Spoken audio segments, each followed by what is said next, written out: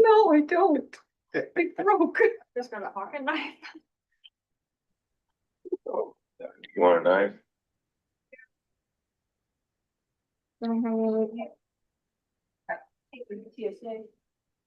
We are live. Okay, welcome everybody. This is the Solid Waste Special Service District meeting for Wednesday, 2026, 4:30 p.m. My name is Colin Topper.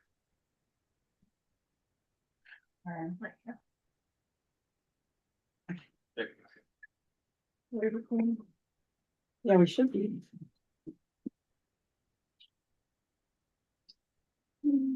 More. Yeah, I already clicked recording. Nope, no, didn't touch recording. Okay. We'll do.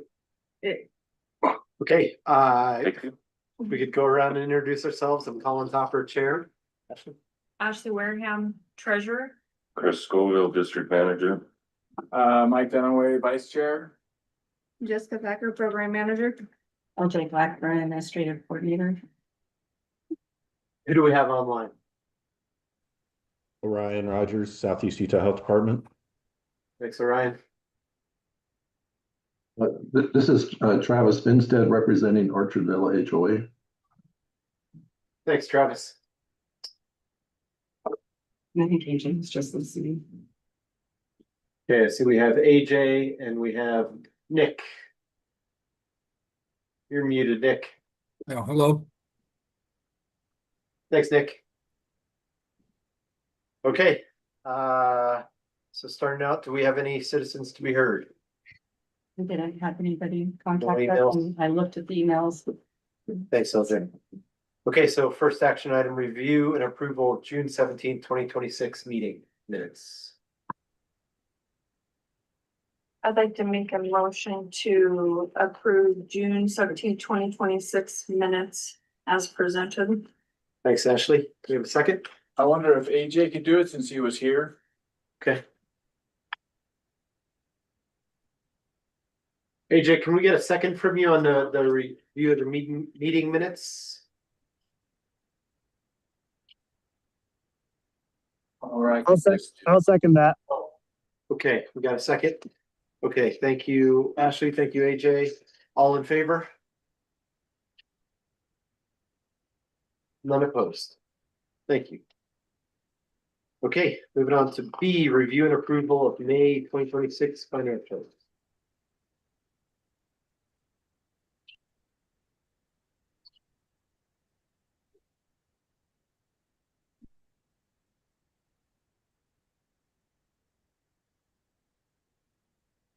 Okay, so,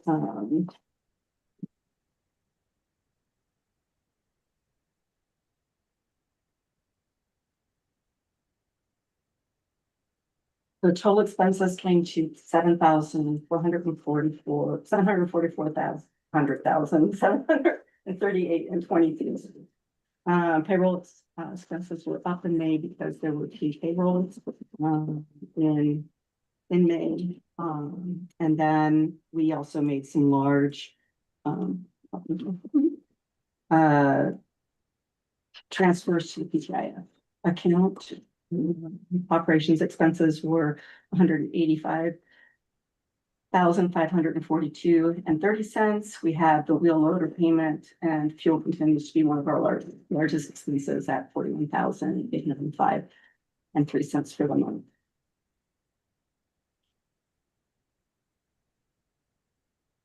And then there were a couple of larger purchases that were unusual. We did spend a little over $3,000 for a large purchase of envelopes to get us through into next year, hopefully. And then there was a bad debt of about $1,500 or $15,000. And we were able to recoup that right away because they pay it with a credit card instead of the check that they'd originally sent. And then there's just a breakdown of the fuel.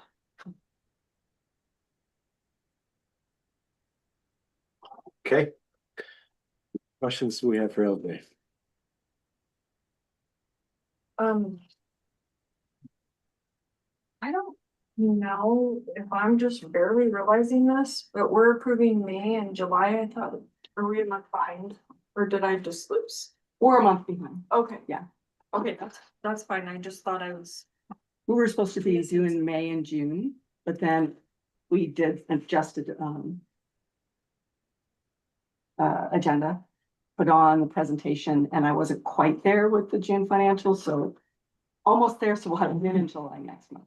Okay, so at some point we're gonna have a double. Okay. Yeah, Okay, thank you. I was slightly confused just now. there was an issue, when I first came on, with iSolved, and payroll wasn't uploading the QuickBooks correctly, and it was off by a weird over between $100 and $200. And I didn't feel comfortable giving a financial report until I figured out what that issue was, and it took me a while to work with iSolved to finally get that orchestrated. So now it's correct and uploading correctly now. So that's why we're. Okay. Thank you, LJ. I like when numbers add up and they're exact, so I appreciate that. Usually bugs me. Okay, what other questions for LJ? Okay, entertain a motion. Motion to approve the expenditures for the month of May 2026 for $744,738.23 as presented in the board packet. Okay, thank you, Mike. Thank you, Ashley. All in favor? None opposed. Okay. Moving on to a presentation by Travis Finstead with Orchard Villa. Hi, thanks for letting me speak today. Just to give you a little overview of our situation. Obviously, we use solid waste, and the HOA is billed for all 72 units each week. And we've been tracking our usage each week for the last 24 weeks. And are only averaging 33 units of usage, which is about 46%. So, the expenses for 2026 are going to total 24,000, just a little bit over. But if it was based on usage, it would only be 11,000, which is, almost a 13,000 overpayment. So Chris and I have been talking about different possibilities. Orchard Villa is unique. We're a private community with private streets. The city of Moab doesn't provide us with any maintenance or repairs of streets, sidewalks, things like that. So with that said, we're looking to see, is it possible for Orchard Villa HOA to do an agreement with solid waste for a flat fee service for all of Orchard Villa? We're not asking for a discount, but if you will, a reduction in overpayment. So we just want to see if that's a possibility. If it's, if we can't work something out, our board has voted to turn over the monthly billing to the individuals effective the first year, which would be, 72 units billed separately versus the HOA. Travis, are you ready for questions? Yeah. That 46% you referenced, is that that's for July, that's for right now? No, that's we've been tracking for the past 24 weeks. And the average is 33 units each Wednesday out of the 72. We have a lot of, second homes that aren't fully occupied. Yeah, okay, I was just asking, because I imagine summertime there, I know people who live in Orchard Villa who are definitely gone for the summers. That's good to hear, so. So, but yet we're paying, for 72 every week.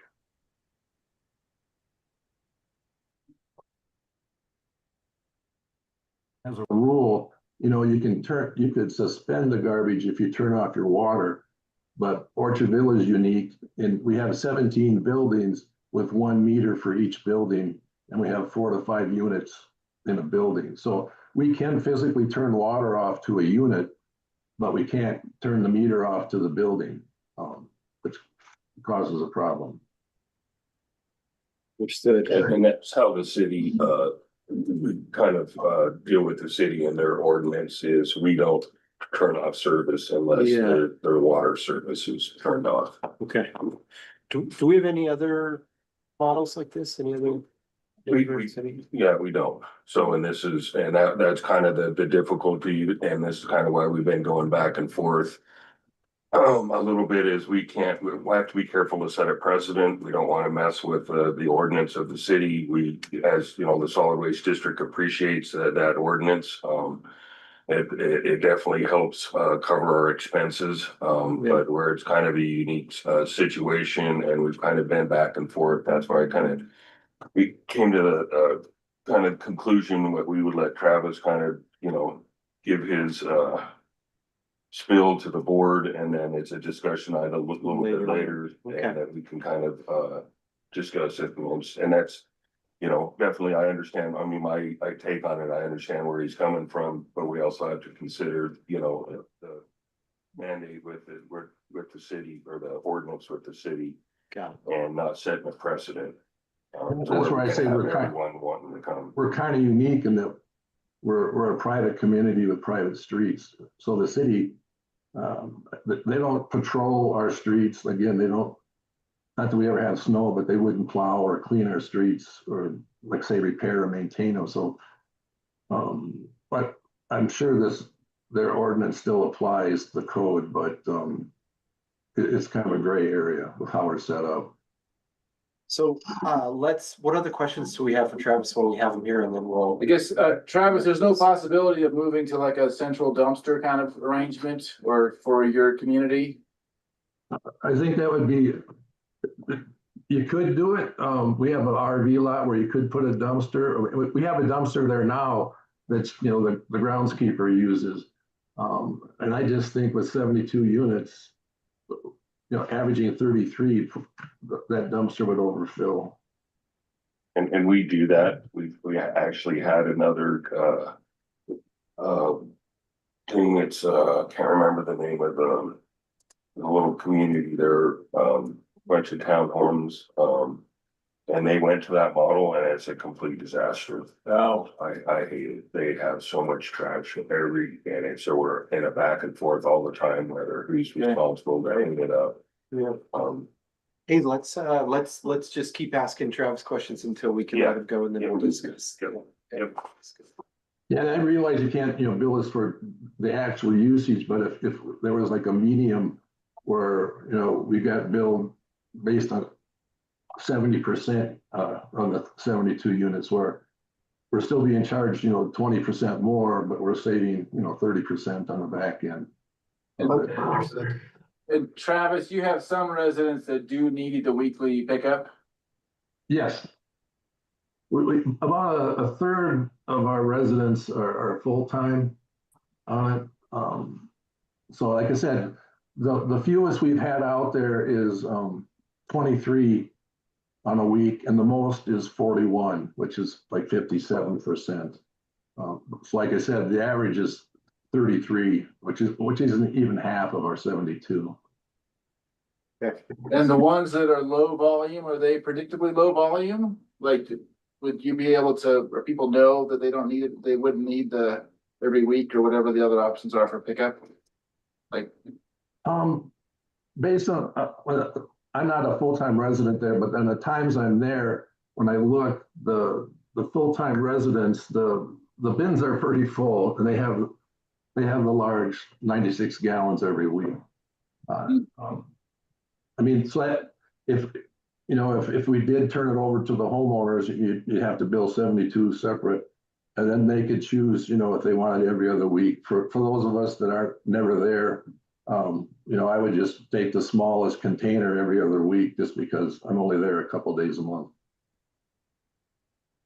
got it, okay. Any other questions? Ashley, have any questions for Travis before we discuss later in the meeting? Yeah, as Orchard Villas in the city hall, right? So Yes.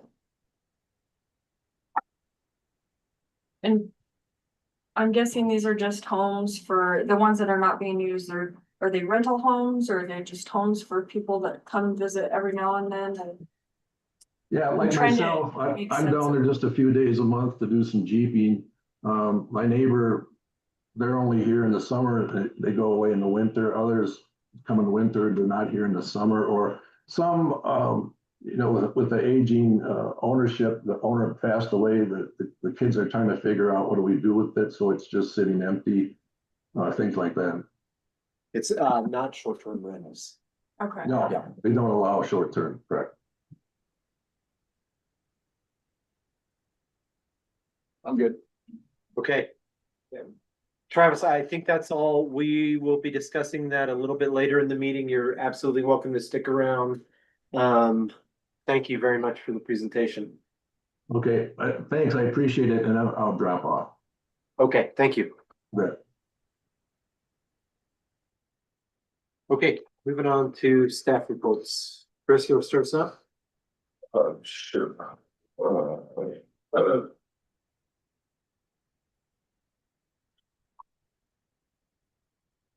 Um, so we don't really have a whole lot. A lot of it's just been just trying to push some of these bigger items forward. Some lesser and greater degrees of success. I went and had a meeting up in Salt Lake with the UDQ with Sean Goza. He's the owner of Danish Flats Waste Solutions. We figured it might be kind of prudent to go talk to the state and kind of get them face to face what this whole agreement is about. It was quite the enlightening meeting. I don't think a whole lot of progress was made as far as trying to move anything forward with the state. But we were able to kind of identify the roadblocks that they're going to be looking for. So part of the structure of this agreement is that Danish Flats be a commercial enterprise. And that, I guess that's the difficulty. The state was actually would be willing to just let them open as a class one as long as the solid waste district would sign off on it. But that doesn't really accomplish anything other than maybe fighting over the same volumes. So that's actually kind of counterproductive to the whole thing, because really the setup, and without going into details, clear, you know, it hasn't been finalized, so I don't want to do this in a public meeting, but really the model is for him to have access to large commercial volumes. He would pay a percentage to the district to help us subsidize some of our programs that we would have going on. That way we're not necessarily competing for those particular volumes, but he could also provide some services that the district doesn't provide. So I mean, to me, I think this is turning into a real win for the community, but there's definitely some regulatory hurdles that we're going to be facing here in the future. One interesting thing I did is I know in the past the district actually tried to change itself into a class 5. So the UDQ considers non-commercial class 1 and commercial class 5, and it doesn't have anything to do with the trash or who your customers are. It's defined by we're class 1 non-commercial because we provide service to the local community, more of a government versus private. So that was kind of an interesting thing that I've been trying to figure out for a little while. We're at the compactor here, trommel screens here, excavators here.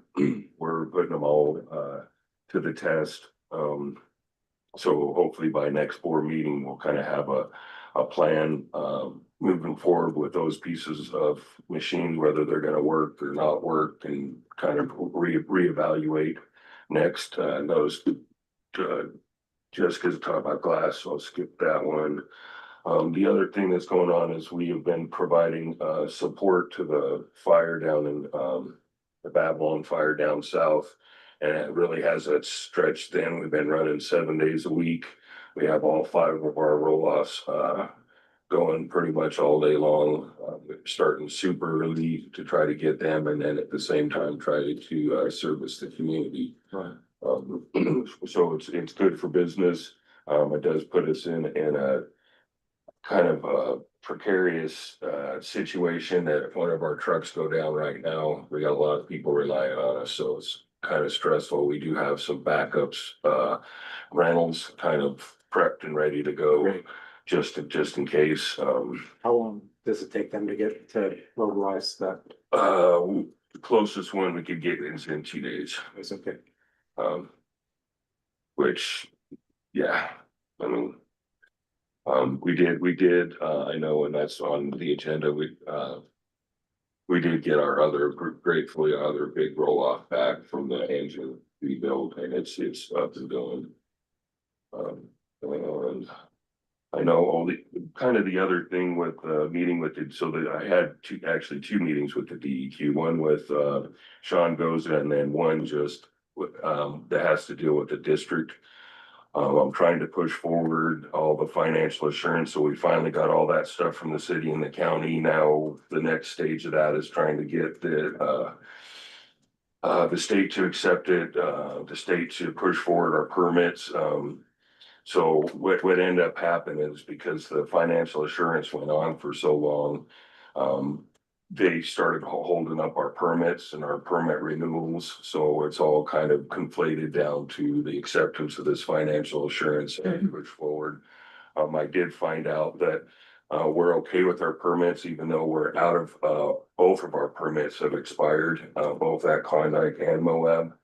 But because the state has accepted our applications and it's in a review stage, that we have temporary, permits, I guess is the way they described it. Um. So, yeah, that's all I got. Chris, we've been talking a lot about revenues. Can you give us a sense of like what does this, what will this fire revenue look like? I mean, and Roughly, I know I it's think, hard earned. yeah, I think we were somewhere close to $40,000 over the last week. We have a cap that we'll have to relook at the contract, Uh-huh. with the USDA, it caps at $100,000. Okay, So I'll kind of know once we hit that mark. yeah, But I assume that we'll probably come pretty close to that. And within, a month's period, so, okay. but that also puts a huge. Yeah, I strain totally get that, yeah. On our things, on our, infrastructure, but this is where we want to be. Like, we Yeah. want to be able to do this. We want to be able to, I mean, our whole business model is hauling trash from remote areas, so. Yeah, This just kind of puts another spotlight on the fact that we got to figure out how to, upgrade our fleet and, obviously keeping in mind, gosh, we just spent $1 million on a compactor and, all of these other things. So it's, I think just keeping a close eye on our finances and stuff, but some of this stuff just has to happen. Yeah. I think it also ties into, we're trying to ask for money for expansion, closing landfills and stuff. And I think, and I brought this up before, I think the only way that we're gonna get any kind of funding that way is if we can prove that we have a sustainable model. So they're not just gonna keep we're not gonna keep asking. Like, the ask is for a particular event, but otherwise we have a sound business model moving forward. So that's gonna be, an important factor over the next year. I think, to try to get this dialed in. absolutely. And then has there been any contact with Green River? Have they? Oh, yes, I apologize, actually, that was, my other thing too. So yes, I had a phone call with Green River. Their RFP actually goes, tomorrow or the next day. I just kind of was waiting for the end. That's how the process goes. You just wait to the end. This is where your RFPs. Conversation went great.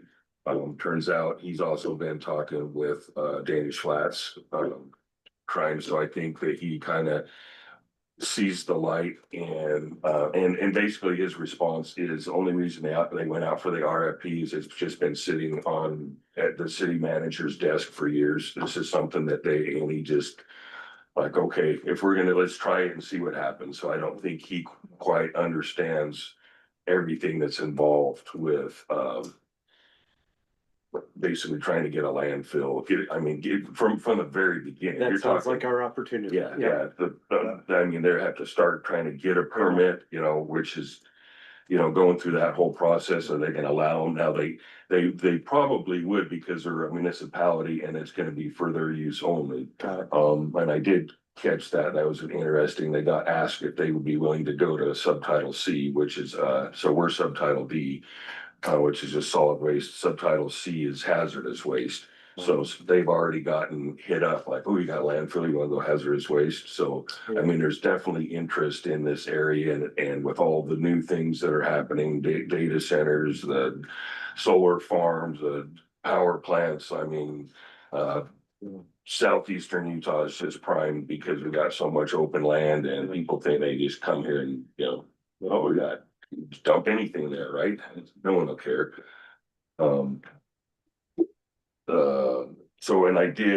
I kind of sent him an email with a couple of other options. I've kind of been playing this a little bit careful because he does have an RFP. So I'll kind of pursue it a little bit more, with more diligence after this RFP expires, because I want to kind of, let that process play out. Sure. I mean, there's an actual process and you can't really talk about the RFP unless you talk about it in a public, forum.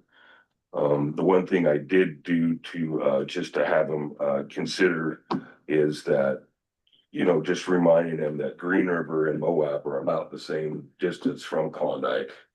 And just without trying to figure anything major out, that I would be willing to, like, you could just look at our pricing model and use Klondike as our center. So right now, all of our pricing is based out of the transfer station. So, but if we did all of our pricing for Green River out of Klondike, that puts in within an hour, round trip. So that just kind of gives them an idea. And I kind of mentioned after the RFP that, we can go into more detail and stuff as that was something, but that kind of at least gives them an idea of what he would be looking at, as far as just any service that we provided, not just, Great. So thanks for bringing that up. Yeah, Actually. What else for Chris? Tell me more about the fire. What do we do? Are we taking, sorry, I like super logistics down. Are you taking a full semi and a trailer down there helping clean up, or is it just your Just roll-offs. roll-offs? Okay. So, and in fact, this is kind of the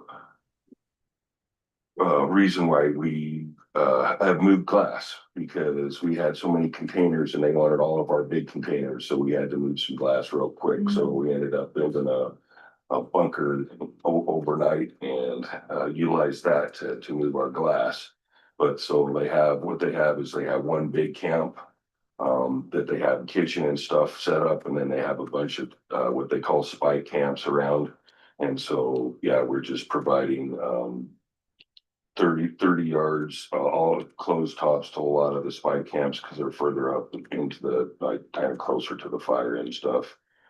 I would say probably 10 to 15 runs. And what we're doing too is, like, for example, a 30-yard. Yesterday we ran, I think, 5 30-yards down there, but we just took one empty one, went down there, and we used Jed, the San Juan landfill. And so we just kind of ran back and forth to get those 5 exchanged and then come back, try to save some time.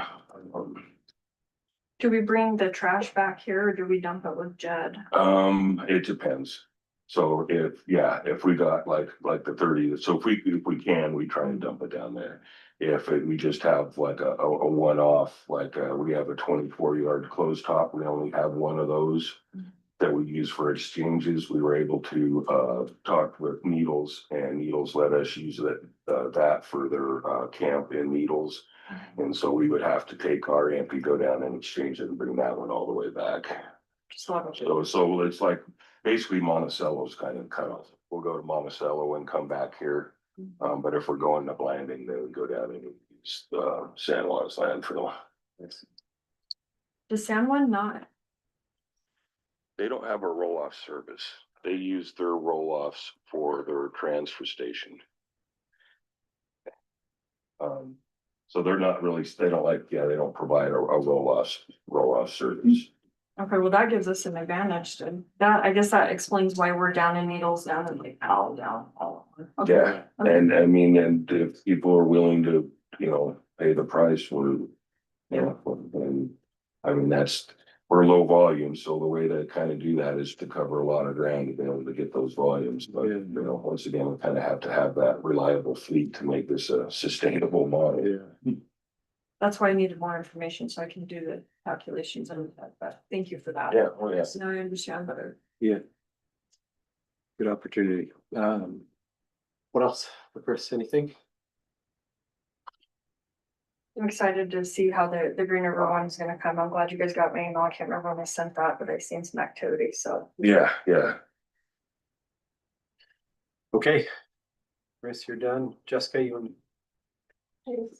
LJ, you want to go? Oh, it's okay. It doesn't matter either way. First of all, I did find one that both you and Ashley missed because the check stub was over top of it. I was just following Ashley's. Me and Troy. Okay, so, I am starting to feel like I'm, getting back into the groove of things, kind of feels like riding a bike. Or learning how to ride an e-bike, which is different than actual. But with Jessica's help, we updated the PTIF trust fund account to add myself, Chris and Nick as users and remove anybody that is no longer with the district. So that's been cleaned up, which is good. And now we've updated the bank account so that we can make the PTIF transfers to the MACU account, not just the Zions account, because that was kind of the hiccup before. We're trying to save the Zions account just for grant funds. So this allows us to make those transfers in both directions now.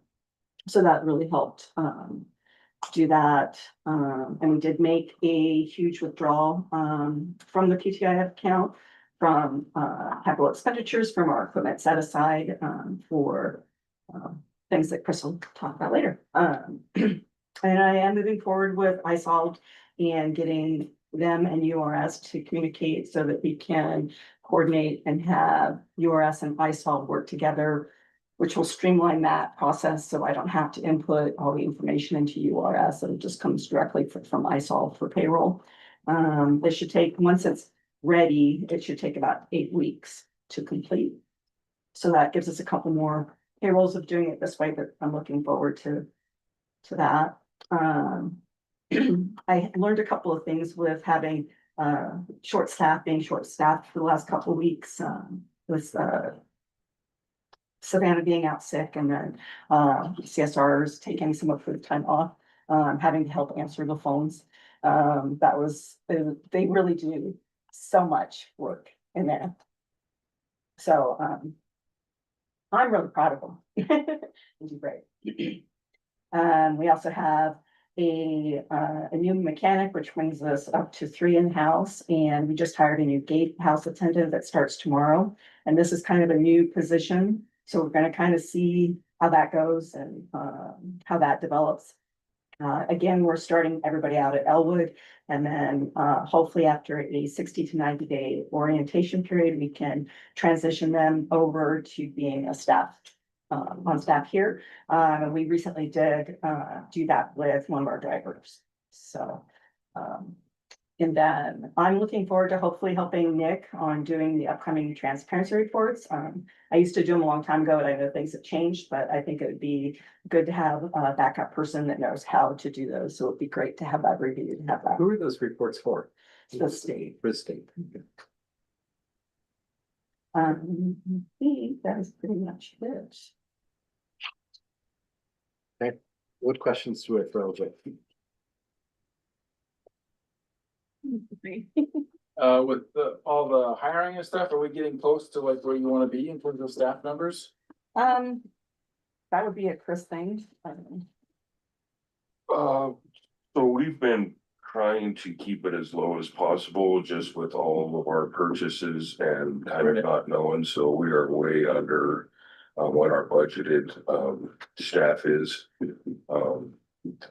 So I think we're like somewhere about 34 or something, where Mhm. full is probably closer to 40.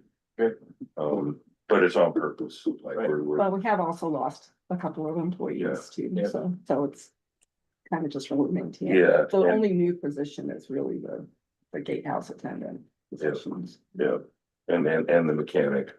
I mean, and as we've, lost some people to try not to necessarily try to incorporate those responsibilities into other people, right, the best we can. I mean, mixed reviews on some of that, because obviously we have a lot going on here and we don't, we're, moving forward, at some point we want, part of the sustainable model is not to try to work anyone to death. We come in 8 hours and, that's the goal. So we're kind of keeping that in mind, but we're also, we're spending a lot of money, so.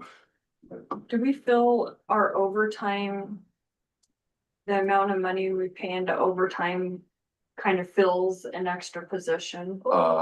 Does that make sense? More than that. So I actually have a model, right? So I've been working, for this, fleet, and trying to get a sustainable thing. I was looking at the overtime. Not only is there, I mean, there's enough to fund another truck, another route, 2 more people. It's somewhere in the realm between $250,000 and $500,000 a year. In savings, so there's definitely something there. So, yes. Absolutely, yes. So with that being said, why are we keeping the numbers as low as? Just, well, that has to do with like the routes. So if we were to add another route, like we are struggling with what we're doing, and to add another route, another truck until we figure out exactly what we're doing. I mean, this is the way we've been doing things. So moving forward, it's something that's definitely a part of a process that we want to work to. But we just, and knock on wood, we're finally getting our routes figured out with AMCS, and then try to kind of tear all that down and try to throw another route in it. We just don't have the capability right now, especially when we're in season. Got it. I thought about it a little bit last season, but where I was kind of just trying to get my head around everything. Hopefully this next season, when we go off season, that's the other kind of consideration, is I hate making changes like that during the season. Like everyone's kind of focused, everyone knows what they do, so trying to throw something right in the middle of the season, like we just, we're, focus is on trying to get through the season and come, after fall, after our next little kind of busy season thing is when we can kind of look at it. But there's definitely an opportunity there. Definitely some savings and less burden put on, people. I mean, we got a couple guys that love the overtime. But I mean, that also builds up an expectation too, that's hard to kind of come back from. So if all of a sudden, they're used to, getting, tons of overtime and their checks are, and then we dial that back. And so, I mean, part of it was slowly trying to increase wages to be competitive to the other, local kind of people that do the same kind of things. Where we were below that, but the goal actually in the past was to kind of raise that and then dial down the overtime. But I think we kind of missed that opportunity a little bit. Okay. Thanks, Chris. What else for LJ? Okay, thank you. Okay, Jessica. Okay, so I've been pretty busy. So starting off strong, the Glass Recycling Foundation 2026 grant application was successfully submitted on the due date. So, but we still got it in, and I've got confirmation. We anticipate announcements in the fall, winter of 2026, and we'll keep the board updated. And as Chris was talking about the bunker, we did have 2 loads that were transported offsite by Momentum Recycling, totaling at approximately 64.5 tons worth of glass. And that's equal to about 129,000 pounds of glass. So That's excellent diversion rates for us. And those numbers actually were very useful in the application process as well. So we've secured the last of our commercial compost partners. We now have Moab City, the Mark, the Synergy Company, Community Rebuilds, Desert Bistro, and 98 Center as our commercial compost partners. And as of this meeting, 2,891.2 pounds or 1.45 tons of food waste has been diverted since we started collecting towards the end of February. And also, as Chris mentioned, we have a new trommel on site, and it will partially be used to screen fines from our unscreened mulch. And those will be used as compost feedstock. So we've put approximately 6 cubic yards of mulch fines into the composter as well. That thing eats food and mulch. I have been filling it to the brim, and it's broken down in half already. And it hasn't even reached the end of the tube. To half volume? Yep. Wow, yeah. I mean, we'll take an entire bucket, fill it to the very top, have to rotate it, fill it up again. And it's broken down by half. That So- composter is doing that. So It's composting, it's just I'm not putting enough volumes to get it pushed all the way out to the end right now. So we're scheduled tomorrow actually to take Aaron on my compost route, because I'm the one that's been collecting it for the past couple of months. Show him how to do it so we have that backup, not a single person solely responsible for it. And we're also going to coordinate to have an operator out there to put more mulch material in there. So, I mean, So, oh no, you're good. Jane. so just because we still don't have any finished product. Mm-mm. We do, okay. We haven't put enough in it to push it out the edge. It's almost there.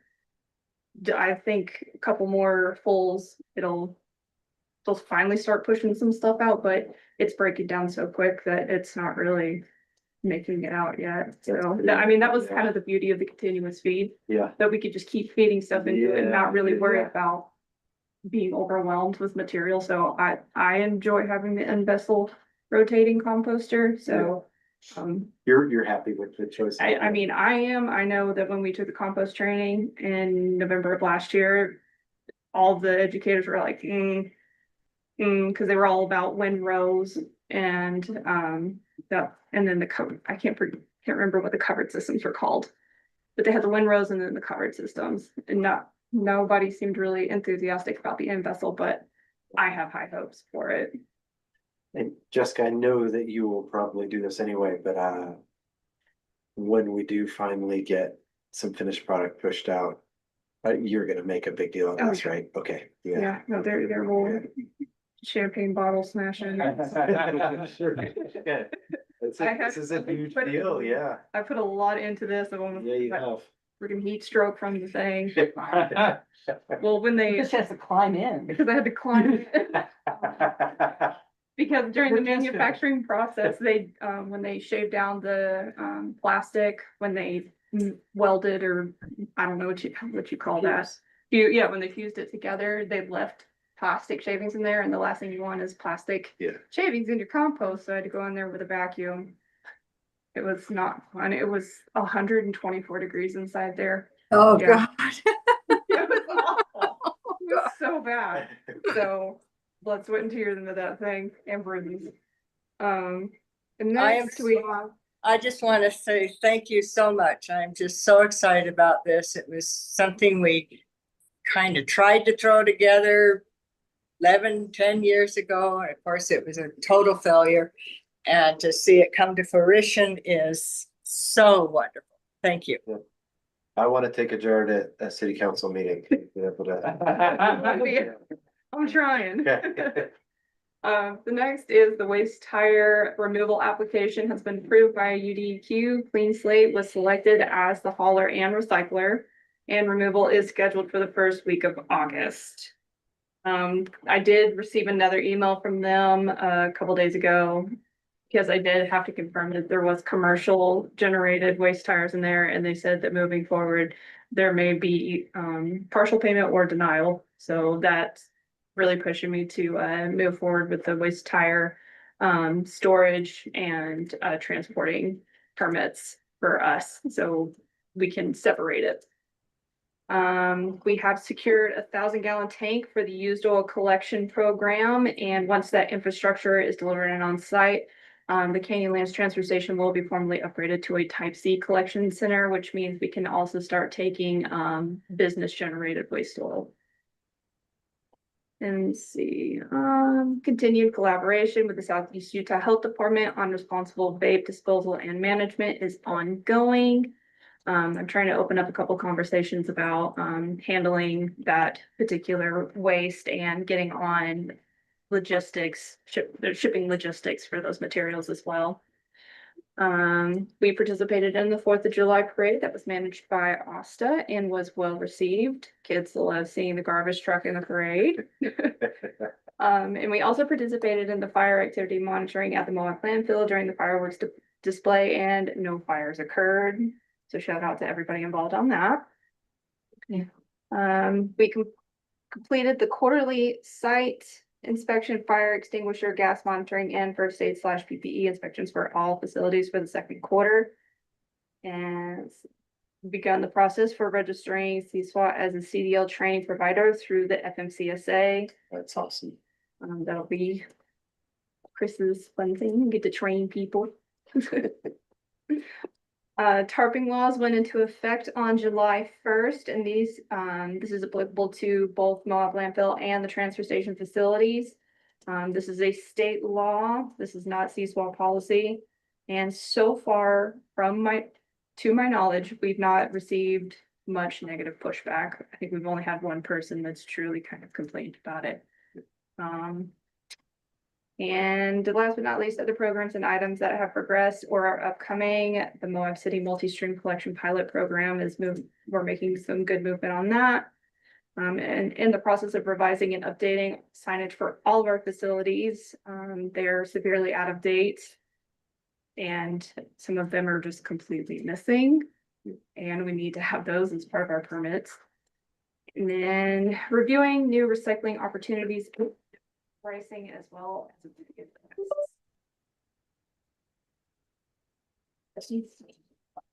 No questions from this time. Good work. Yeah, great. Okay, Nick, what do you have for us? Yeah, I just want to circle back to what LJ's item about the transparency reports. For purposes of the board and the new members on the board, there are a series of quarterly, semi-annually, and annual reports that we submit to the state that are pretty much accounting centric. One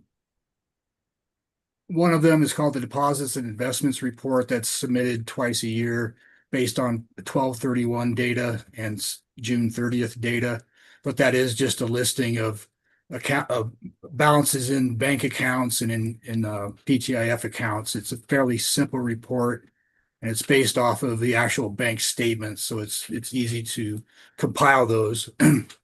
So those get transmitted to the state. Another report that happens once a year is called the Payroll Transparency Report, and that's based off of a 12/31 data for any given year, and that one does require some data gathering that can be a little granular in some of the respects of what's there. It's what is on that report is wages and benefits, Social Security, Medicare expenses. So it's a kind of a comprehensive look at what the district spends on labor. The other report is the transparency report that LJ mentioned. That's a quarterly report, and getting the first quarter submitted this year was kind of a little bit of a complicated in that something changed on the state's end where the data was having errors come out. And what that report involves is taking the quarterly data out of QuickBooks into a text file and submit it to the state. And what was happening on that data was anything special characters were causing the data to error out. And in our chart of accounts on the district, there's a number of line item descriptors that have an ampersand in it. So like repairs and maintenance, it's repairs, ampersand, maintenance. and some other accounts that have that ampersand in it. So anything that had that ampersand in it was erroring out, and it ended up being about 100 or so transactions that were erroring out. So I worked through a workaround so that when we get the data out of QuickBooks, I can do a find and replace on that ampersand. So replace the ampersand with a space, save that file, and then it uploads to the state like it should. So that first quarter report was late in getting filed, but the second quarter report is due at the end of the month, and we are in line to get that done on a timely manner. So the other report that's due at the end of the month would be the deposits and investment reports. So just want to give the board a heads up on some of the kind of behind the scenes reporting requirements that the district does have with the state. So I just want to let you all know that, and we'll again, it would be good to have LJ learn that and learn some of the peculiarities that can happen on those reports, and be able to have some coverage to get those completed. I remember when we did them before, there always seemed to be some sort of weird little Yeah. error, whether it's a word or. Right. You had to be, the words had to exactly match, and if you had any changes or a new account that came up, you had to make sure that that was added, so there was always some little. Yeah, any changes, if you were to just change on one of your general ledger accounts, if you just removed a space or added a character, we'd have to make sure we go into the data set on the state side and make sure we adjust it there, and then that way it uploads correctly. But yeah, there's always a little nuance that seems to happen each quarter, but I think the big one was that the workaround for the ampersand issue. That was the major thing I wanted to bring out to the board. Great. Any questions for Nick? Okay, thank you, Nick. Yes. Okay, so we are moving on to board reports. Actually, does any board members have a report? I just have a short one. The county is going to implement, at least for that entities, districts that use their auditor will get a pretty hefty discount. And so I'll get more back with you, but if that happens, I don't know where we are, Nick. Did we get ours in on time to the district? I mean, to the county this year? Did we get our audit in on time? I believe so, yes. Okay. Well, anyway, that's something maybe, I don't know if our auditors are getting it in on time, then maybe changing would be just disruptive, not worth it. But I will send LJ and Chris all the information on what it will be and how to apply for it if you decide you want to do that. I do have a quick thing to add to that, because of having to set up like almost a year in advance, the date of the audit, that can sometimes cause a kink in switching over to another entity partway through. It might be easier to do it right after the audit before we've already agreed to the time. And then there's also when you transition to a new auditor, trying to bring them up to speed when you've worked with somebody for so long. So. Oh, I agree. I don't think it's oh boy, we're gonna get this money back. It could be more of a headache and cost us more in staff time to go to a different auditing system. But I do think it's worth looking into how much it's going to end up being and how, so I will get that information hopefully by Wednesday to everybody. Okay. I think we have one more year in our contract with Schwinn Ridge. Oh, we do? Okay, so Yeah. that would be mute for us. Yeah. And they're gonna only pilot it 1 year because they're still having troubles getting districts to get their audits in on time, and consequently, then the county gets dinged because on their audit, because we can't turn our audit in until we have all the district's audits. Who is the county auditor? Hmm? What's the- Richie what's- Mays. Okay, And in fact, this year, we were actually doing pretty good with our audit. The holdup was, the county Yeah. for us this year in their financial assurance letters. Yeah. So good. Okay. I don't have anything to report, so unless AJ does, we will move on Actually, to. real quick, welcome Southeastern Health Department, Orion. Thanks Yeah, we for got a report. kind of snuck in there. I meant to kind of acknowledge that, this was a first meeting, so welcome. Thanks. Yeah, so many of you know me. I'm Orion. We're pretty excited to be part of this board. In the future, you can expect Jonathan Dutrow, he's one of my staff members, to be the primary person attending these. He's just home with sick kids and sick wife and sick self, and it wasn't a good day for him to come. And I figured that we needed to be here for our first meeting for sure. And anytime there's one of us has a conflict, the other one's just going to fill in, and we're excited to be part of it. It's been a little while coming. We've been talking about it for a bit, and it's good. Any questions for me? Just thanks for being here. yeah. Yeah, no problem. Makes sense. So can he sign checks too? I would rather not. Yeah. Yeah, right. I don't think it's in the Run bylaws. away. So. Okay, so we're moving on to old business. Discussion possible action item, recycle center lease agreement. Um, Chris's favorite. yeah, obviously this has been ongoing. It was a couple weeks ago with, Mary and Bill Winfield and Mark Tyner and Quinn Hall. We all sat down, had a discussion on how to resolve this issue regarding the lease. We came up with an agreement. And then when I received, a copy of the agreement, that's not what it says. They basically, the point, I guess, of contention or that what they're trying to get, and I understand kind of their take is they're trying to protect the county. They're trying to get, an opt or an easier way out of the lease.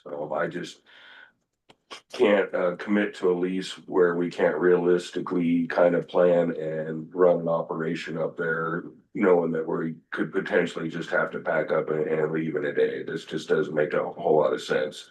The agreement that we agreed upon was to keep the lease as is until 2030. And then after 2030, they would put in a 6-month, I guess, termination, with or without cause. So they basically could, annul the lease with a six-month notification.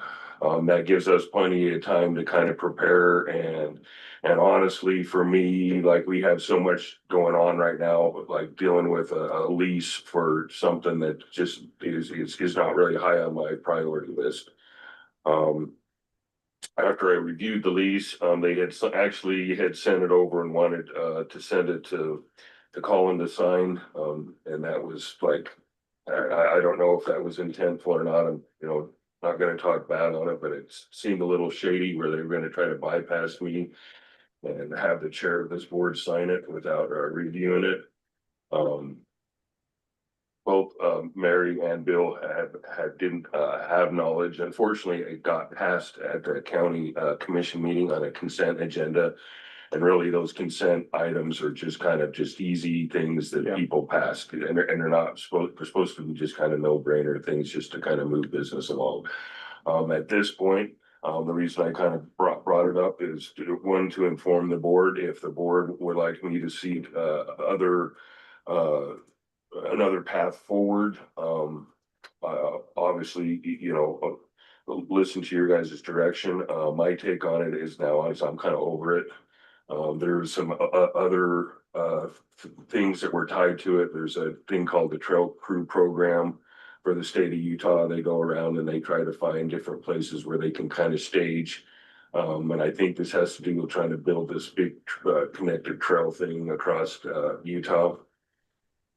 And that's kind of how this started and how the county kind of decided that our lease wasn't good. but I'm just gonna run everything through the lawyer. I have no intent to try to, in fact, I'm just gonna say that our lease is valid until it goes into some type of legal decision and I'm told otherwise. That's just the way I'm gonna look at it, is our old lease is valid and I'm gonna continue to honor that lease until.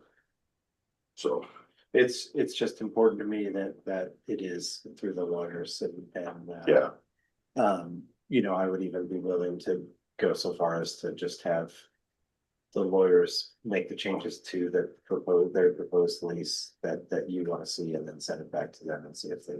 yeah, and that's, I'm kind of waiting for a response right now. I sent the copy over to them, I highlighted the word, and that's kind of the other thing is this wasn't obvious, this was kind of a lawyer lawyer language in here, how it reads, because you can read it.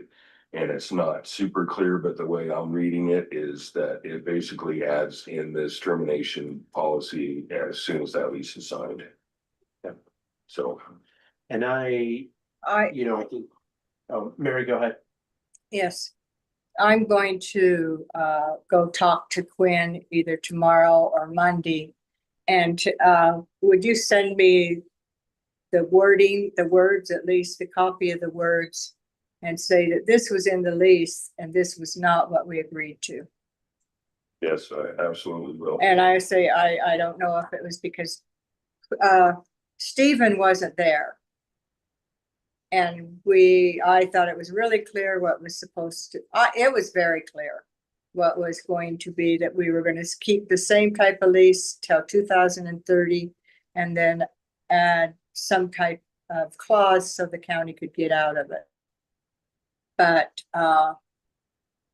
somehow in the translation, that didn't happen. So I'm going to find out why and see if I can get it done. Thanks, Mary. And just real quick too, I'm not sure if everyone on the board knows, so we own buildings there. Like we have a permanent structure that we actually have another lease on until 2050. We let the weed department have half of it and we keep half of it. We don't charge them any rent, and I would assume that has to do with kind of the whole setup that was the recycle center, because we only pay $1 a year. So I you know, I definitely understand the kind of the county's point of view. If they don't want to commit, it's their property, they can do, but this was set up for a long-term kind of structure to be in place. I mean, the district built this building on county property with in that agreement is that we can have access to that building and surrounding areas until 2050. At 2050, we have the choice, we can tear down the building and take it with us or whatever. I mean, that doesn't really make a whole lot of sense to me, but so just the spirit of this lease was that we were gonna be there for a while. I mean, we have our trailer on there. I have a good feeling, because I think that we were paying depreciation on the actual recycling building itself.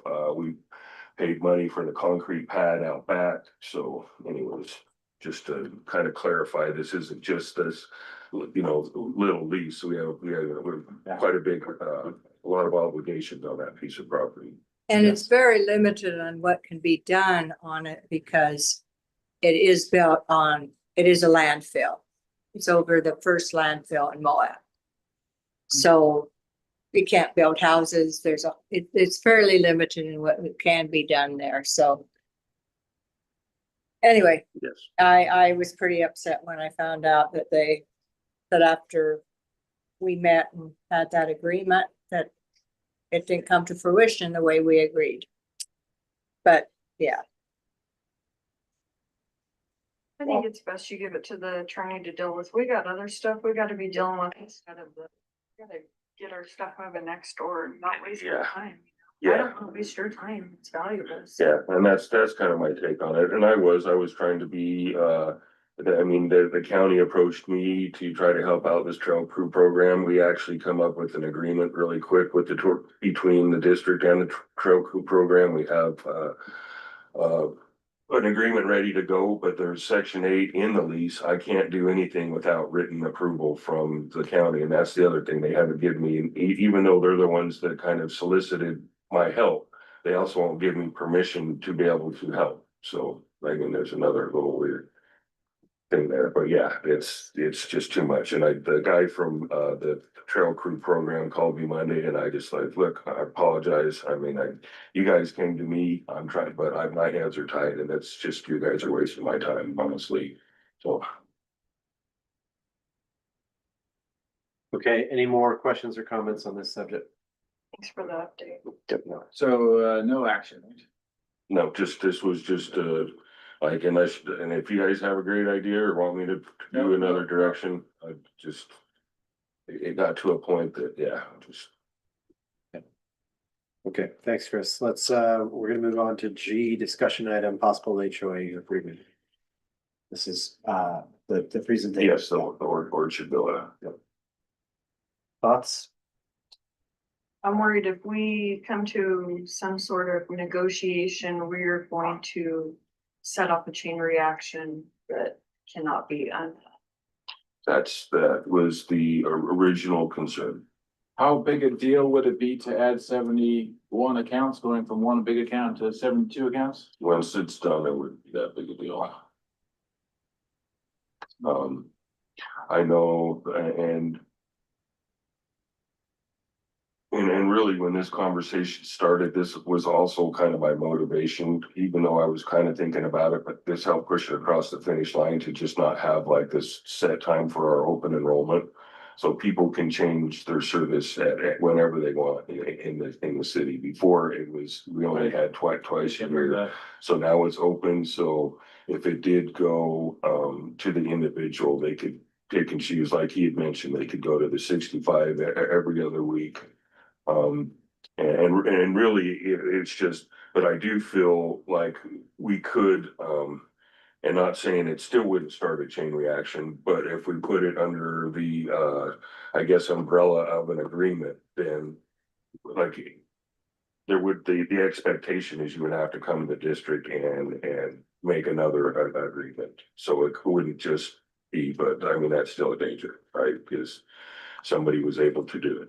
So, but I know he's been pretty persistent and I definitely understand where he's coming from. So I just thought I would give him an opportunity. You know, I don't want to hold off the community from speaking to the board or anything. So Absolutely, we appreciate it, yeah.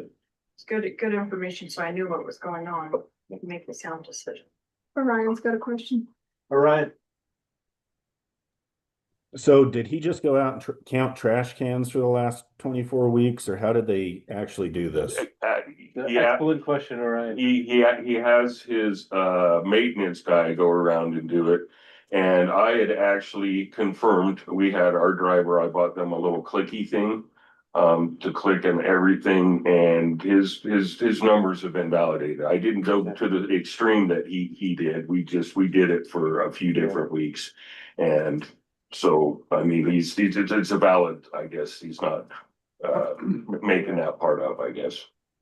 I would just suggest that if the board does consider this, that it's an annual review of what that fee looks like, and based on a usage that's, however you want to do it over a 6-month period or something. But I think that it would be worthwhile having a full year's data before making, maybe give it to them now, but after a full year, review it and then renegotiate what that annual contract or those monthly contracts look like, or just go to having the individuals. How many like individual accounts do we have, like for city pickup-ish? 2,000. Ish, a little bit more. Yeah, it doesn't, I mean, I don't. It seems like if it's not a big advantage to us to having this individual account, it seems like it would just be a lot cleaner for them to take all individual accounts. I could actually see it being an advantage to those residents to have individual Yeah. accounts.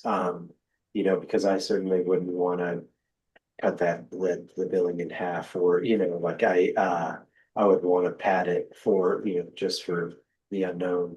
I think, when they go on their own and have the choices that are available to them, I think that they could see some real benefit, especially, if he's coming here for, a month a year, he's a perfect example of that. Well, and it gives the residents there the opportunity to join programs like recycling and compost later and things like that. Yeah. HOA may not. That's a great Give that point. as an Yeah. opportunity, That's a great if it's an individual choice. I think it does, though, I mean, because yeah, once we get it all set up, it's not that big a deal, but it also opens up 72 people calling us and being upset. The fact that they're only a month out of the year and have to pay for a year's worth of service, but at which point we refer them to the city. Yes. I mean, Just to which in play- itself could cause issues. Just to play devil's advocate, I have a house in Idaho that, I'm not there very often, but I have to pay for trash service for 12 months a year. There's no way out of it. The other thing on this, I'm curious, mentioned the 46% usage rate. So 72 homes, so it's under 30.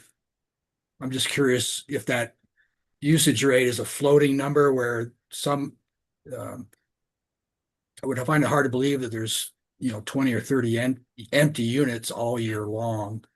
But then maybe that is the case. I'm not sure.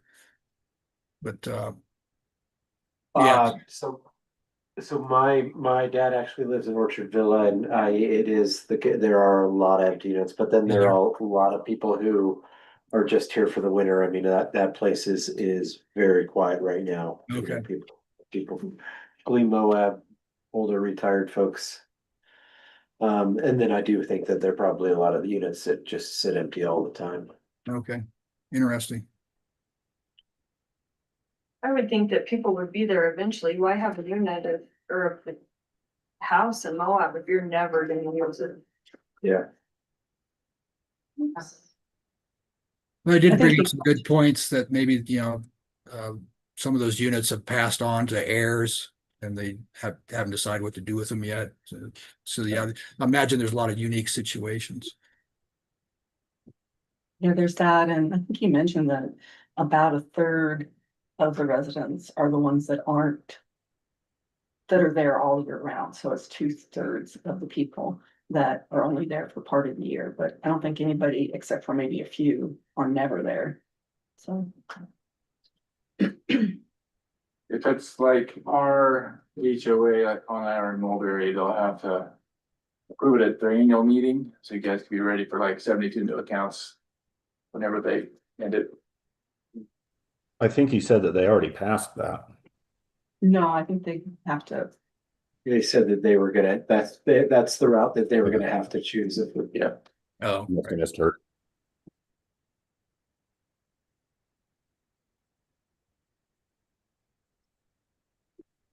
Yeah, the other piece too for me is the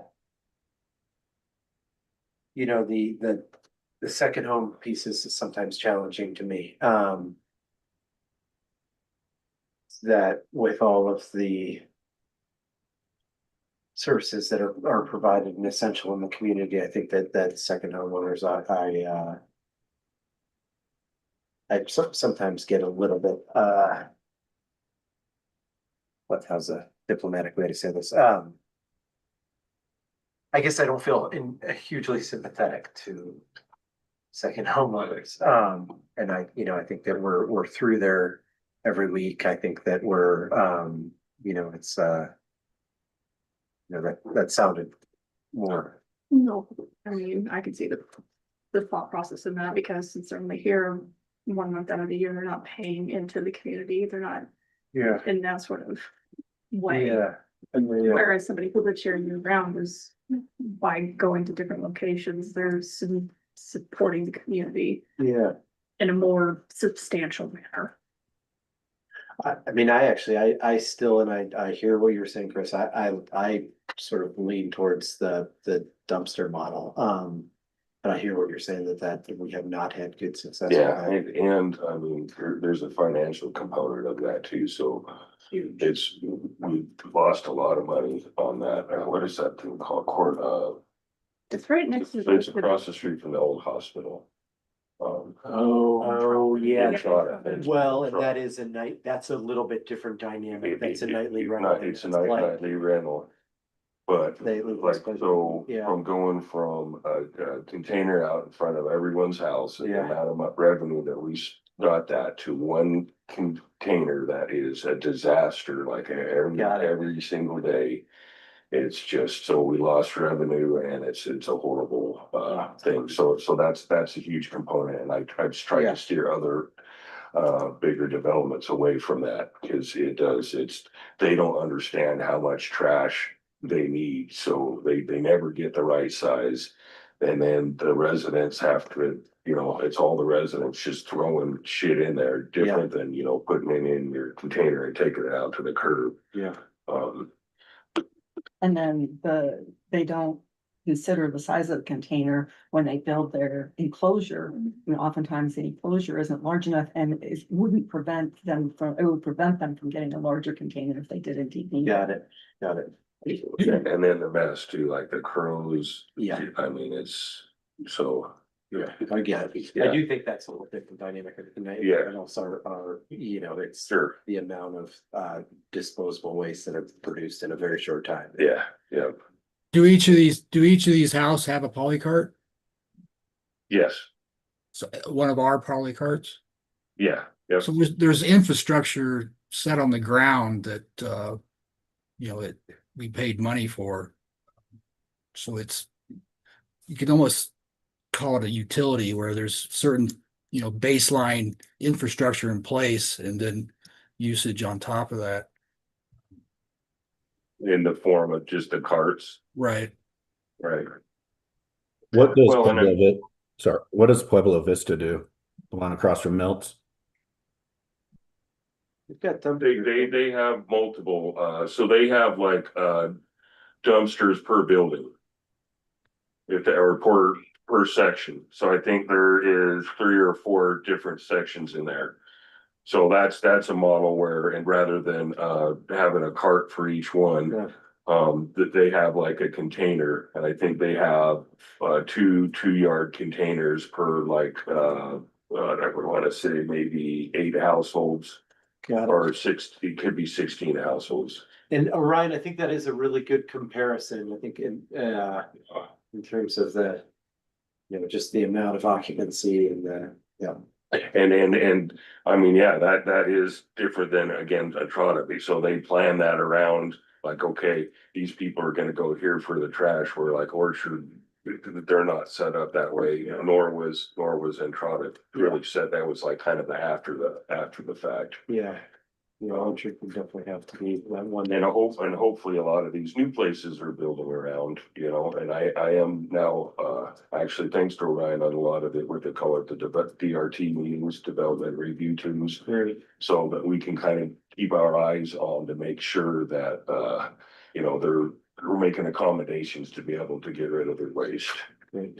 And we've been trying to get involved in that for so long that, we've tried to get it where the building permits, when they're doing these kinds of facilities, have to get signed off by us as to whether or not how their trash is going to be collected, just like they have to get the fire inspection and electricity and all of that. But we haven't been able to get that going. But we are now. Yeah. For both the county and the city, so. So let's go back to where you talked about the water meter to these. Is the city shutting off their water, or what is he?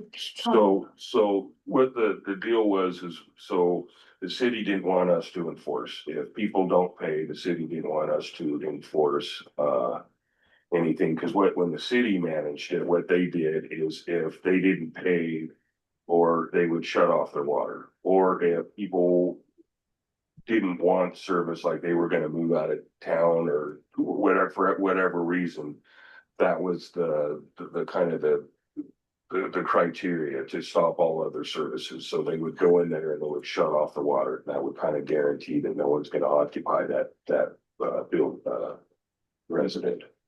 So that was kind of the criteria to stop the trash service, as well as the water had to be shut off. And so you can't do that in there.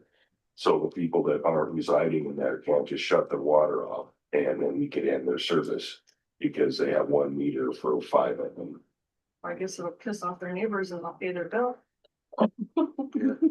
Not to be honored, but if I shared a meter with my neighbors and they didn't pay their bill, I'd be.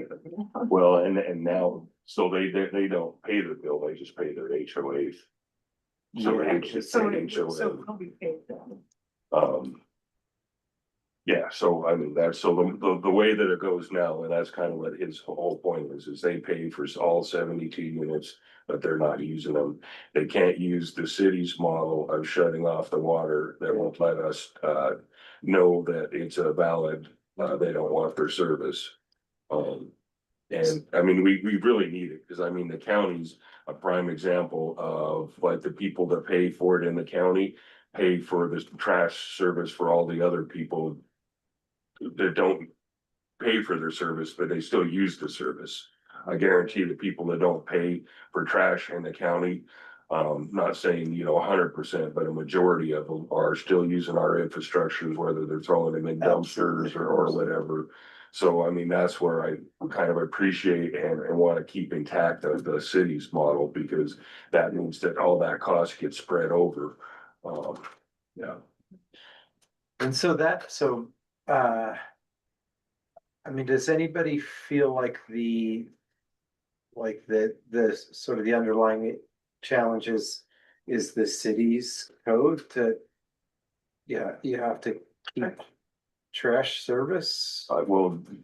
Yeah, but we like that code. You do, and there would be no appetite ever to allow people to make an amendment where if people could shut down for non-occupant periods of non-occupancy. I don't know how you would verify. Yeah, Like, so, That's a if there, great point, yeah. if there was some way we could verify. Yeah. That they were a valid, like, I'm going on vacation Sure, for 6 they're not. months. But I don't know any way to validate that, Excellent, and that's, I think, why that water yeah, is there. You're not gonna lie and have them shut your water off and then think you're getting away with a whole lot, Few weeks of not taking a shower. Yeah. It would be nice. oh, that's, not taking a shower is the best of You're it. right. Well, I will say on that note, just shutting off the water does not keep people from generating trash, staying in those homes, and just to keep Well. trash on the property. And I have been in one home in Orchard Villa in the past. There was an extreme hoarder home that caused intrusion of cockroaches and mice and stuff into their neighboring houses. So there have been problems there. So the better the trash service is there, the better off the world's going to be. So however you decide to do it, I think and the other piece I wanted to add is the idea of the dumpsters. To me, I don't think is a great idea, because a huge amount of his argument was that the population that lives there is elderly, and I think we need to be able to take the trash out easily and not have to walk down the street to the dumpster. That's a good point. That's really, Accessibility. So I would think that they just go to individual accounts, and except I don't know if they can enforce everybody to have that, but. yeah, Guess we need to come up with something that they don't. There's- So there's no action item on this. This is just for discussion. Basically, he's looking at the first of the year, so we can kind of just keep this on here. The other thing is we don't have to do anything. yeah, So, I mean, there's nothing that forces us to do anything. I was just, like I said, this conversation has gone on so long, and, he wanted,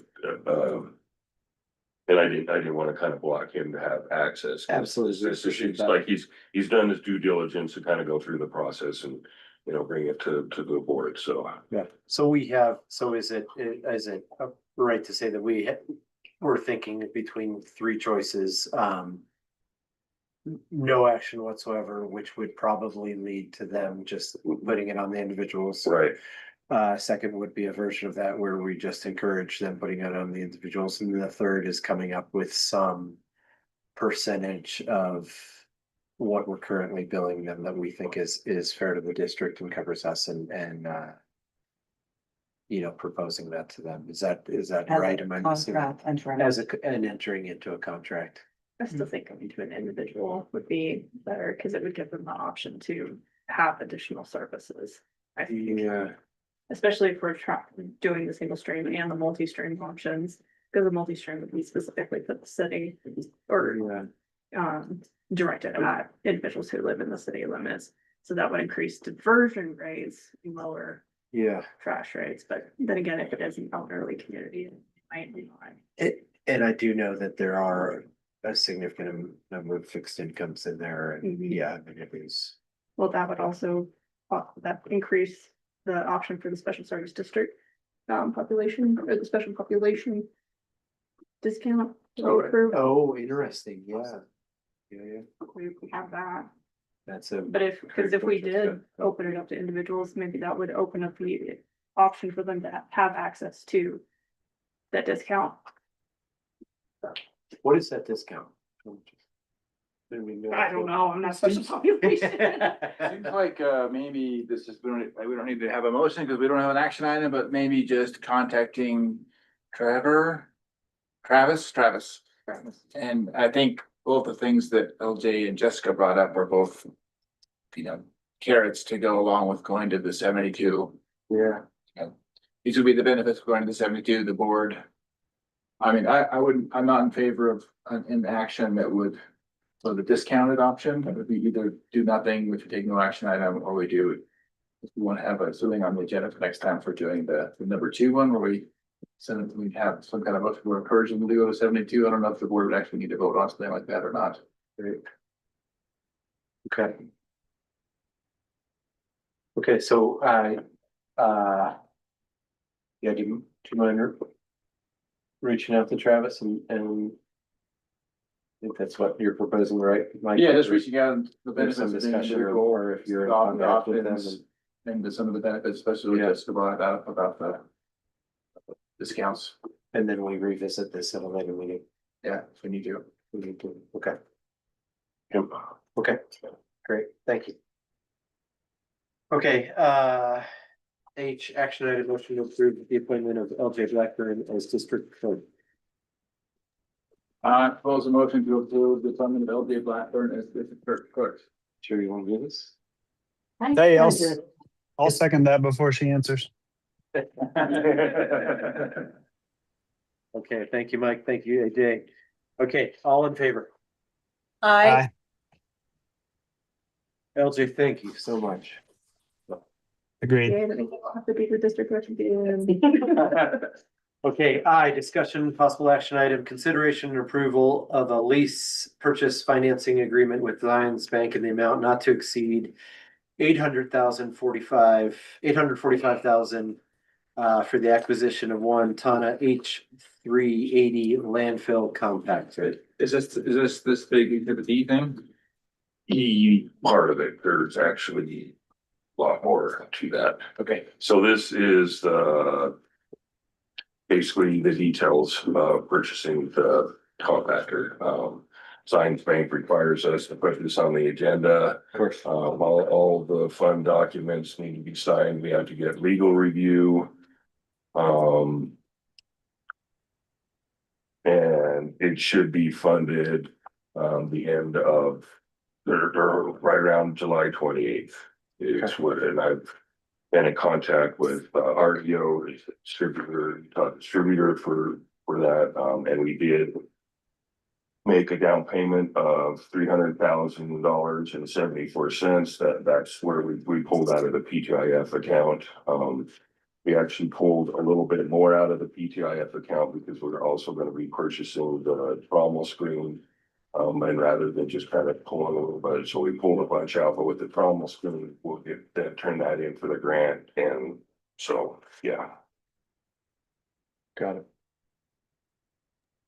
Okay, any questions, comments? I looked at the notes from you guys had a lot of discussion about this last month, I think, right? Yeah, great.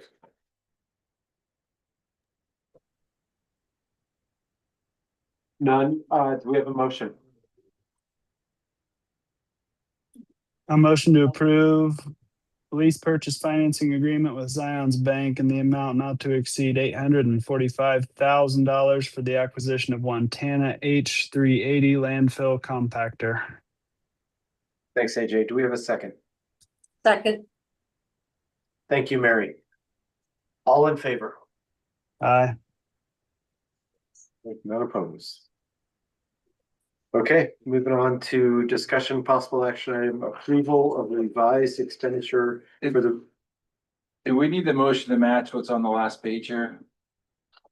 Yes. I put in, Oh, did you put it? Okay. yeah, I just didn't pull it up, sorry, I could pull it. I think he didn't include the last part about the authorized district manager. Oh. Yeah, Yeah, AJ, do you mind, do you have in your packet, can you do the full motion? On the very last I page. might be looking at an incomplete packet here. Hold tight. Okay, do we have somebody in the? I can just do it. revised Yep. motion. Let's I go guess with that that. would be a revised motion, yeah. I say I propose revised motion. Looks like Okay, you're doing yes. amended motion. Amended motion. Amended motion. Yeah. And am I gonna read the whole motion, the I whole? think you have to, Okay. yes. I propose an amended motion. I move that the Administrative Control Board approve entering into a lease purchase financing agreement with Zions Bank in an amount not to exceed $845,000 for the acquisition of one Tana H380 landfill compactor and authorize the district manager to execute all financing documents and related agreements necessary to complete the transaction, subject to final review and approval by the district's legal counsel. Great, thank you, Mike. Do I have a second for this amended motion? I'll second that. Thank you, AJ. Okay, all in favor? Aye. Aye. I, Opposed. Thank you. Okay, moving on to discussion possible action item approval of a revised expenditure for the repair of district truck 103 exceeding the previously authorized amount. So on June 17, 2026, the Administrative Control Board approved an expenditure not to exceed $25,000 for the repair of District Roll-Off Truck 103. The original repair estimates was approximately $20,000. The board authorized an additional $5,000 contingency to address potential unforeseen repairs upon completion of the repair. The final invoice totaled $25,498.42, exceeding the previously authorized amount by $498.42. Staff is requesting approval of the final expenditure. Okay, Ready for a motion? if you are. I move that the Administrative Control Board approve the final repair expenditure of $25,498.42 for District Truck number 103, thereby amending the board's June 17th, 2026 authorization of $25,000. Thank you, Mike. And there still can be questions or comments, but we have a motion.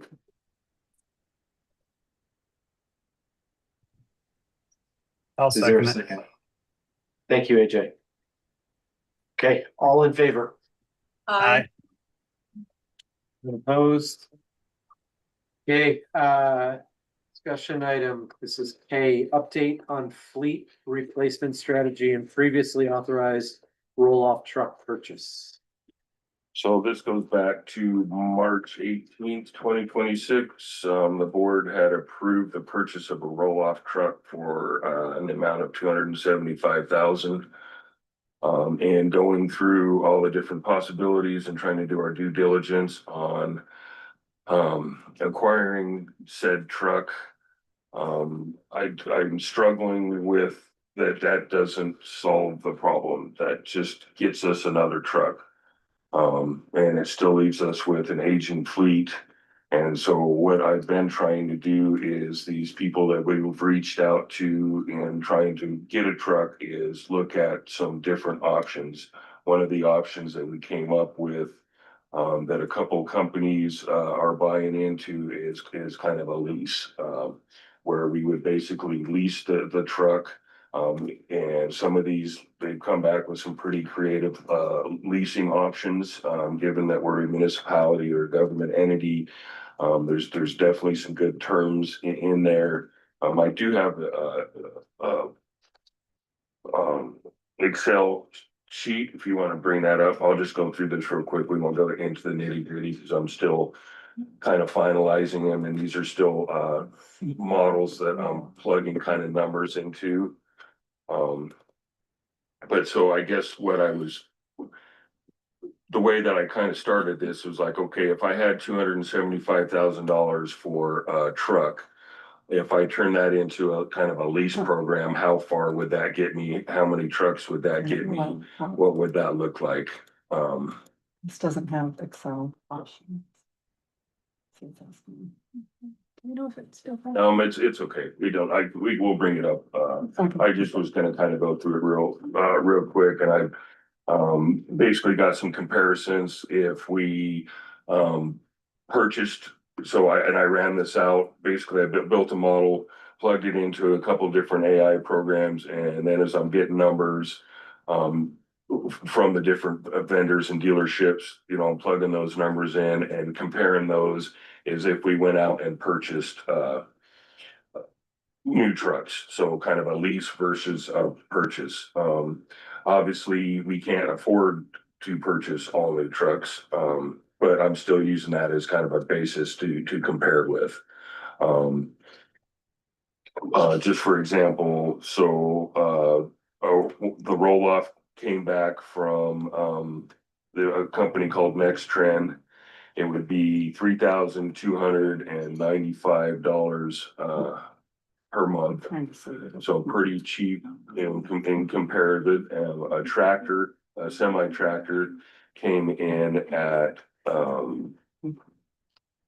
where did that go? It was 2,000. Oh, here we go. $2,900. So I mean, pretty cheap payments per month. Those come with full warranty. Yeah. Maintenance options where they do everything, they track the truck. The one this Next Trend actually then will give us, by them doing all the services and stuff, they know that that's a good truck. So at the end of the lease, we can, they'll either buy it back, which really isn't a buyback. It kind of pays off the remainder of the lease. So we could just walk away owing nothing. We could purchase the truck. We could sell it on our own. We could roll it over into a new lease. So all pretty good options. The one important thing that to me is,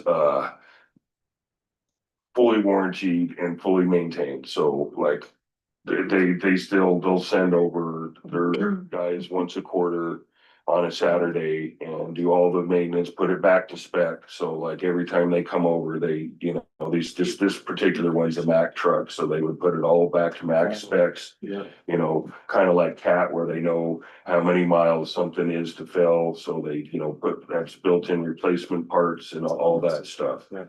So the hard part obviously is we're spending money, and to commit to something like this, how realistic it's gonna be is what I'm trying to figure out right now. Cause I would love to just move all of our trucks onto that same model. So here's how much it's gonna cost. And the thing that would have let us do is really be honest about our fees and rates that we're charging. Cause here's how much it costs us for all of our equipment. Then we can figure out overhead, fully burdened costs, you know, our landfill fees, and be able to be fully transparent of why we are charging $32 a month for our container at the end or per month.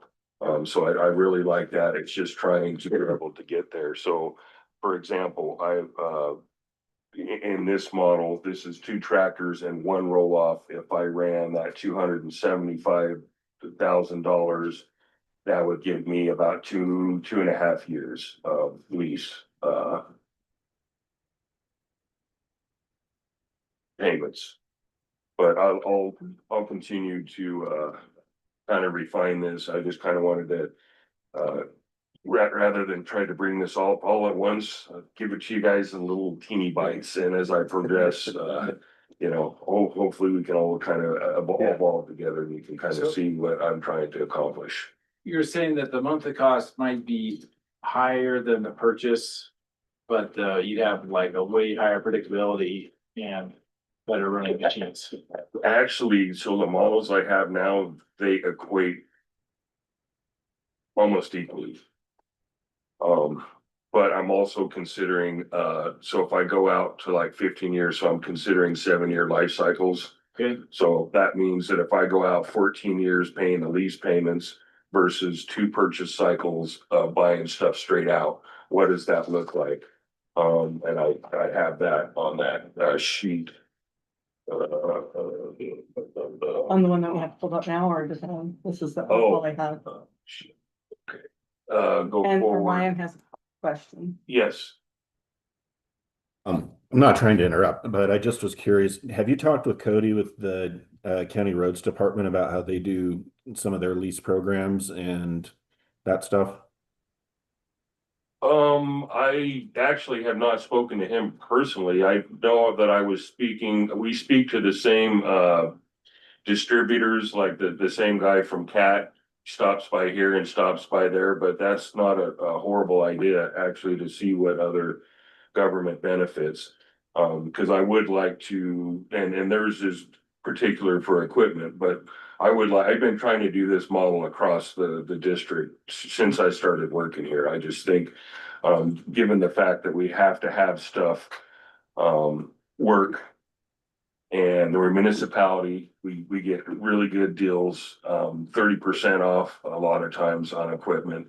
There's room where we can run that 30% equity and then kind of sell it on the open market, although that never really works out. I mean, that's just a hypothetical thing, but yeah, thanks to Ryan. I will actually reach out to Cody. Yeah, essentially what you just described is what he's described to me in the past of just buying a truck, use it for a year, sell it at a profit, buy another one.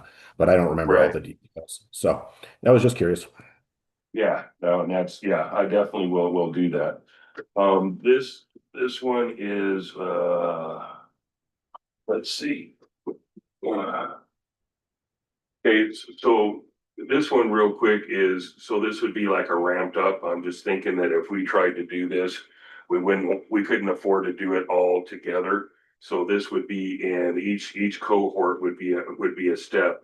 I have here would be 2 vehicles, and then it rolls into 4 to 6, where the full fleet was 9 vehicles. So by 2029, we would be on, have 9 vehicles leased on one of these programs. Move ahead. Well, that's all, I had to save it as a PDF, so So if you, this one, this isn't actually, no, that is not the whole thing. So this is how much that we would be, so which one would it be, Chris? the Model 2. Model 2, the annual cost of the cohort schedule? Oh, I see what you're asking. You're saying this slide. It's says, does purchase pull ahead, long horizon test, 13 to 27 years. No, that one's too much.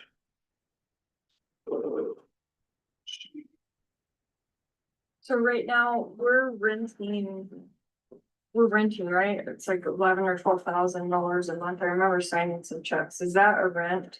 Some of our trucks that we're renting? Those are purchase leases. Those are purchase leases. Yeah, I think And there's only one, right? Or is there more than one? no, because we purchased 2 of those rental trucks. I Yeah. think those are about $5,800. Okay. Then there was the previous, back with the last executive director, we had, so there's 2 payments on those. And then the other payments would be on our trailers, our walk-in floor trailers. Okay. So pretty much, I guess what I'm trying to calculate in my head is if $5,800 a month for one of those purchase agreements, purchase leases is close to double what these lease options would be. That's what you're getting at. Yes, Okay. yes. So, and basically kind of what they do, and this isn't exactly, Yes, we still need to know which one you want us to pull up.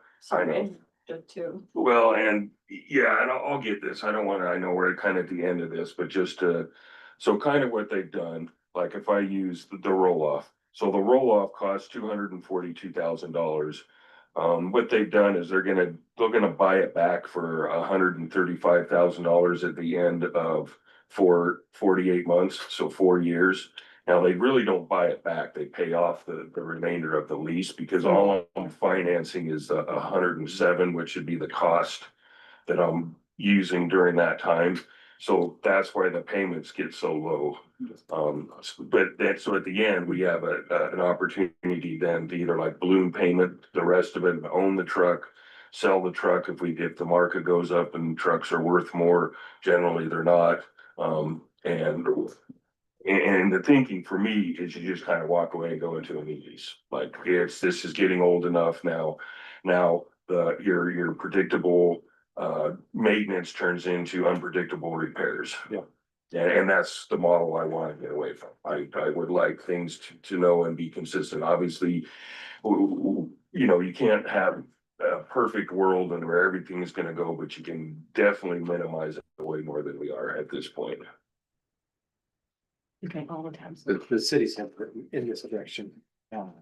Yeah. And they said, and the company that's next trend, I mean, they're saying that they've had people kind of talk to them. I've talked to people about doing something like this and they just look at me like, I have no idea what the hell I'm talking about. But a lot more people are like, this is becoming more and more common. One, honestly, because trucks suck ass. And so I'm just paying to, you know, yes, my truck sucks, but you guys are gonna make it work, and if it doesn't, you're gonna give me something to work. So, I mean, that's, and it's unfortunately, I mean, Absolutely. and next year, they're gonna screw up things even more. I mean, they're, You have 3 mechanics full-time. yeah, That's right. because they're doing a whole new thing with the dev thing to try to get shit run hotter, quicker, and it's just gonna be a complete catastrophe, I guarantee it. Sure. So you know, there's no future where they're gonna all of a sudden remember how to build big trucks again, for whatever reason, I'm not sure, but it's just. Dev sucks and. Yeah, And that is, I mean, that's an interesting point that Ashley just made, as we shift repairs and maintenance over to lease payments. You know, you also consider the number of mechanics we have, the other thing, you know, there are other places where there's money shifting. and that's something I'm trying to plug in here too, is to go back, look at how much our repair cost is. Yep. Throw that in there. Yep.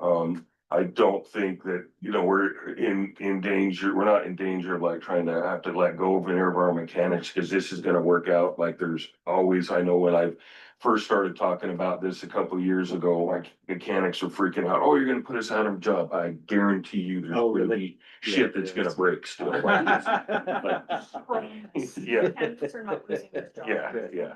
But what this does is not overwhelm them, so I don't break Yeah, them, because there is just too much, and we can't, like, you know, we get something go wrong, sure, they can jump on it and get it done, but then everything else that get put off, so then that just builds this cycle where we're constantly behind, you know, and that's just not a place that we wanna be. Well, like, and on the weekends when something breaks, it has to wait till Monday. Is that? Okay. So yeah, this will continue, running the numbers, I actually am pretty excited about this, it's just, and I'll talk with Nick, cause I know this throws into a different thing, cause if they're leases and we're giving them back, we don't necessarily have to depreciate this stuff. So there's some accounting things that I'll have to get with Nick, and he can help me understand kind of that component of it. So, I mean, there's kind of a lot to this, but to me, I think this is gonna be a direction that we're gonna wanna go.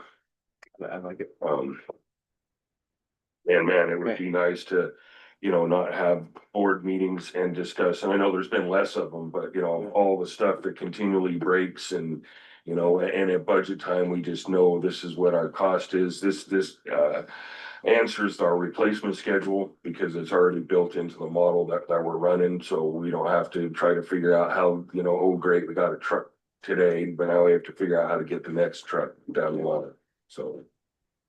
Yeah, it makes sense, especially in this business where those trucks are run every single day. Yeah, and then they have to. Yep. We don't get a timeout. Absolutely. Yeah. Okay, moving on to future considerations. Next board meeting is scheduled for Wednesday, August 19th, 2026 at 4:30 PM.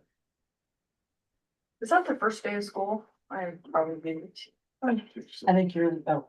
I think me calling me that. Okay. Do we need a closed session? Okay, then with that, I'll go ahead and adjourn this meeting. Right. Thank you. Thanks, everyone. Thank you, thank Yeah, you. thank you. All right.